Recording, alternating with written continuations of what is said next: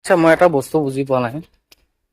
মই মানে ঘৰৰ পৰা যেতিয়া ওলাওঁ তেতিয়া মানে অট'মেটিক উজান বজাৰৰ পিনে আহি পাওঁ। এইটো কিয় হয় মই আজিলৈকে ধৰিব পৰা নাই। এইটো ইয়াতে পাৰ্ক বনাইছে বুলি সেনেকুৱা একো কথা নাই। কিন্তু যেতিয়া মই বাইকটো ওলাওঁ মানে মোৰে হওক বা বেলেগৰে হওক, যিয়ে মোৰতো বাৰু নাই এতিয়া মই এইটো বিক্ৰী কৰি দিলোঁ। কিন্তু মই যাৰে বাইক হয় লগৰৰ হওক কাৰোবাৰ হওক, যেতিয়া মই বাইকটো ওলাওঁ অট'মেটিক মই ক'ত যাম ক'ত নাযাম একো মানে হেৰি নাই, ভাবি নাৰাখো, কিন্তু অট'মেটিক মই ইয়াতে আহি পাওঁ। কিয় বা মই এইটো বস্তু আজিলৈকে বুজি নাপালো।